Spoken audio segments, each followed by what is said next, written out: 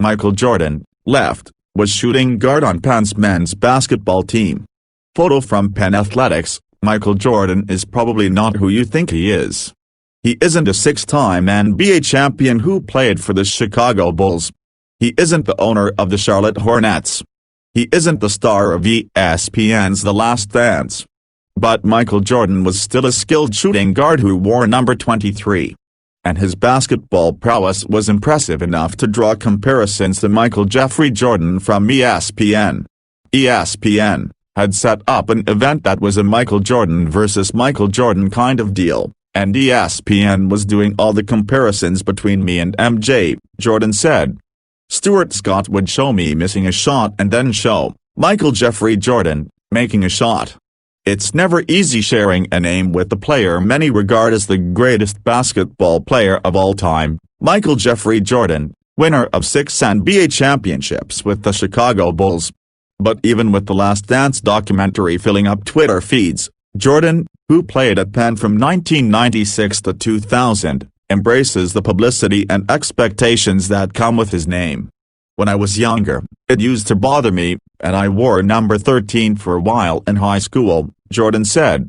Then one year, the guy who wore number 23 graduated, and all my teammates were pushing me to wear number 23, and I finally gave in and started to embrace it. Jordan, who grew up in the Philadelphia area playing high school basketball at Abington Friends, committed to Penn in 1996. He was part of a recruiting class that had big shoes to fill with the graduation of Jerome Allen, Ira Bowman, and Matt Maloney, who all went on to play in the NBA. They won 45 straight Ivy League games, which is extremely impressive even though the league wasn't as competitive top to bottom back then, Jordan said. I remember hearing a story about how Ira Bowman ripped off a sink after their streak snapped at Dartmouth. It was intimidating to try and fill those shoes, but we came in wanting to keep it going. Credit Alana Kelly. The Quakers struggled at the beginning of Jordan's career, as Princeton went 28-0 in Ivy play from 1996 to 1998. Those guys at Princeton were freshmen getting beat up on by Ira Bowman, Matt Maloney, and Jerome Allen, but when we played them, they were really good as juniors and seniors, and ranked number 8 in the country, Jordan said.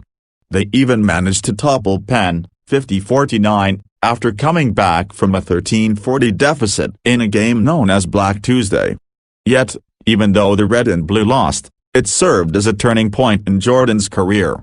At the time, that game was a really hard game to lose, said coach Steve Donahue, who was an assistant at Penn from 1990 to 2000.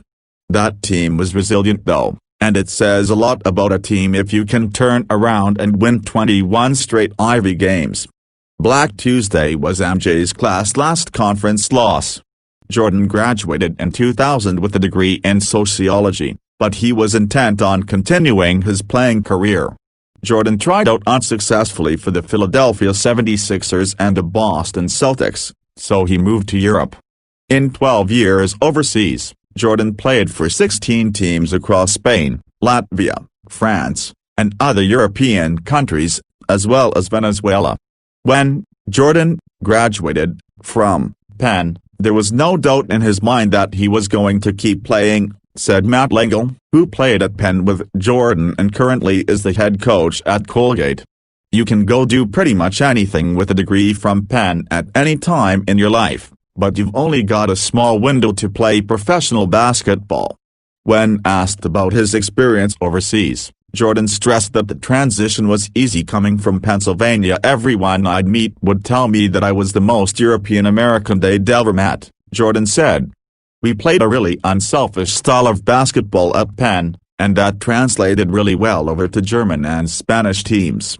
Jordan retired from playing basketball in 2011 and returned to the United States, where he reunited with Lengel at Colgate, and became the assistant basketball coach in 2012.